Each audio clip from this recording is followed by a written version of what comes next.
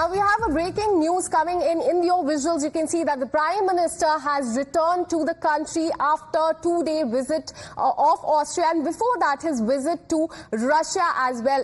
In the visuals you can see that the Prime Minister is back in India and he's deboarding from his flight, as we see in the visuals right there. Quite an important visuals, and he has come back after his visit from Austria, where he met with the Chancellor, and also in Russia, where he also met with Putin. So he has returned back in India after a very important meeting. We have Rishabh joining us on the broadcast. Rishabh, Prime Minister is back in India. Do take us through how his visit was, in fact, his visit to Austria as well as Russia. Well, definitely, Prime Minister is back to India after a 3-day two-nation visit where he visited Russia as well as Austria. In Russia, we saw both the leaders, Prime Minister Narendra Modi and Russian President Putin, sharing the informal bonding that both the leaders enjoy, and be it at the private dinner, be it at the press statement, be it at the restricted meeting, the way visuals have come in that shows that how close both the leaders are. And on the face of it, Prime Minister very clearly stated that this is not an era of war. He's retaliating what he spoke on the sidelines of SCO back in 2022.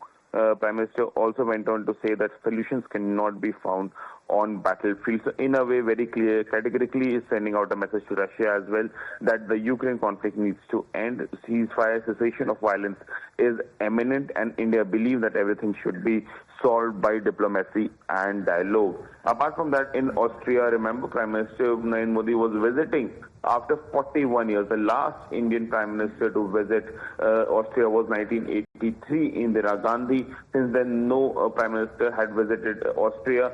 So Prime Minister Narendra Modi was there. He called his visit not only historic but also important.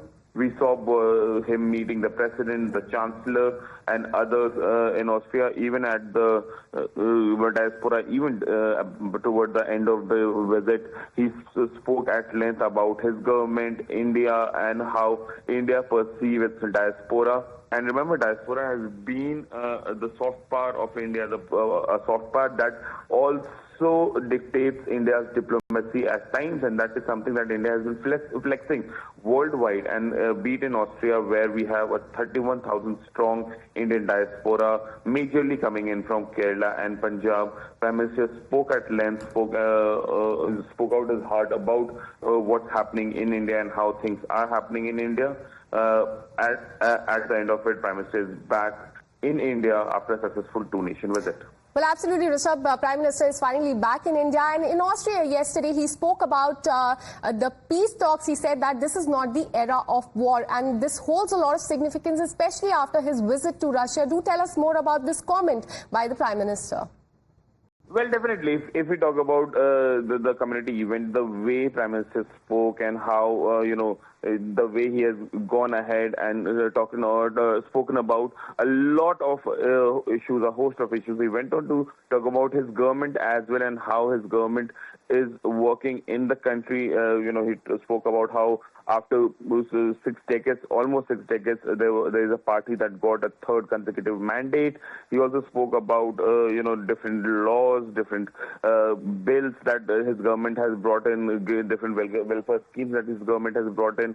So also spoke about the diaspora and how the diaspora is the Rashtradoot or the brand ambassador of India worldwide. So definitely, if we talk about Prime Minister and the diaspora connect, it was quite evident yesterday that how Prime Minister has approached, and as we have been talking that in Austria, it was Bharat Ki Baat. Thank you, Rishabh, for all the details. We'll keep coming back to you for more on this. With this, we're shifting to a small break. We'll be right back with more news and updates.